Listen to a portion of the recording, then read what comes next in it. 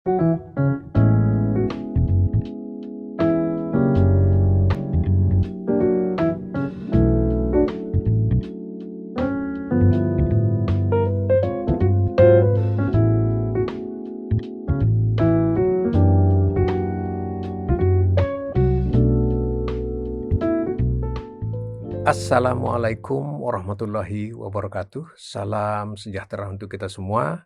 Jumpa kembali di channel khusus kesehatan, Ngobrol Sehat bersama Profesor Del Fitri Munir. Sahabat sehat sekalian, pada episode kali ini kita akan membicarakan mengenai kebutuhan air untuk anak-anak kita, tentu kebutuhan minum. Kita akan bicarakan dengan pakarnya, yaitu Dr. Oke Rina Ramayani, spesialis anak konsultan.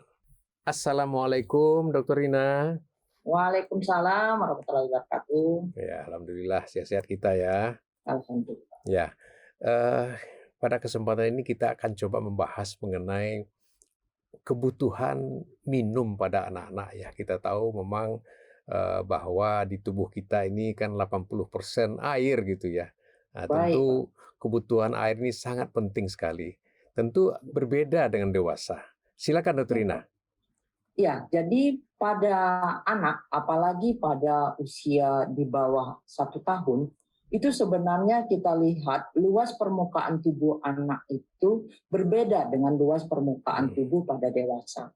Luas permukaan tubuh anak itu jauh lebih besar, sehingga membutuhkan jumlah cairan yang lebih dibandingkan dengan luas permukaan tubuh berdasarkan luas permukaan tubuh dewasa.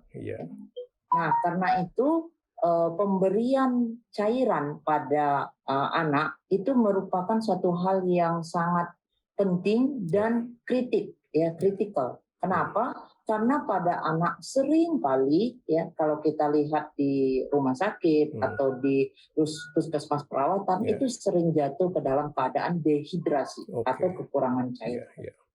Nah, beda dengan orang dewasa. Kalau orang dewasa mungkin dia kalau mengalami kekurangan 5% dari berat tubuhnya, dia masih bisa melakukan aktivitas layaknya orang normal. Tapi kalau pada anak 5% kehilangan cairan, dia akan mengalami dehidrasi yang cukup mengganggu aktivitas si anak tersebut.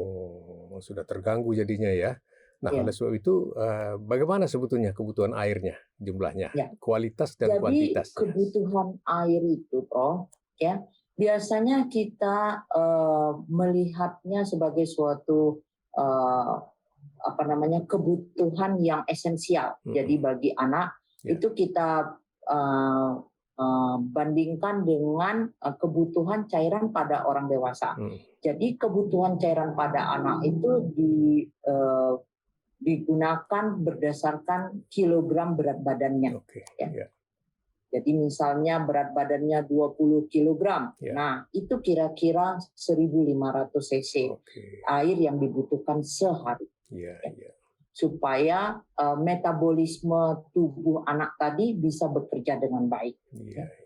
Nah, di dalam kenyataan ya sehari-hari ini bagi para ibu ya tentu ingin melihat kebutuhan airnya berdasarkan kilogram berat badan anaknya, kita bisa pakai rumus namanya rumus Holiday Segar.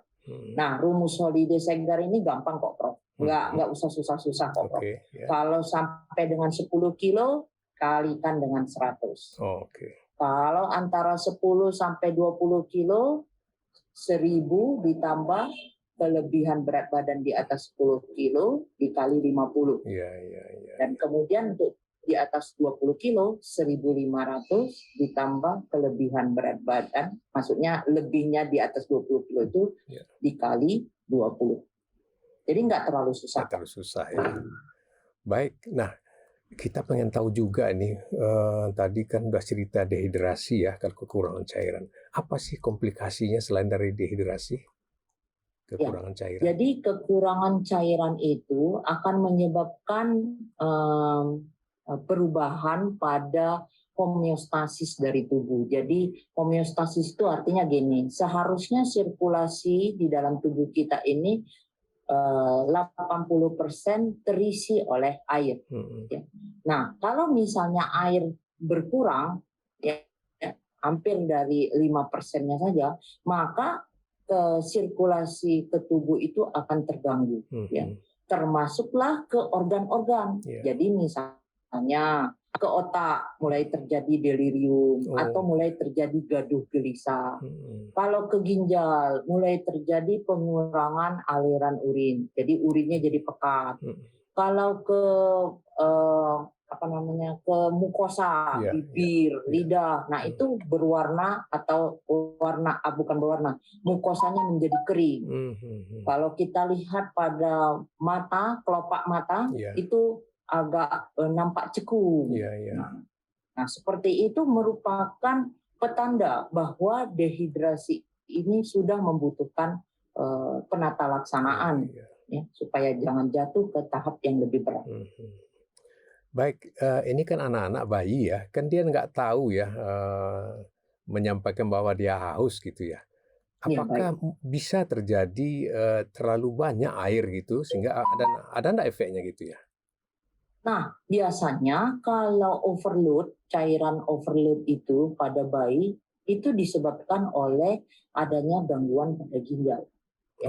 Kalau tidak ada gangguan pada ginjal, rata-rata ya kelebihan cairan akan dibuang melalui dua hal.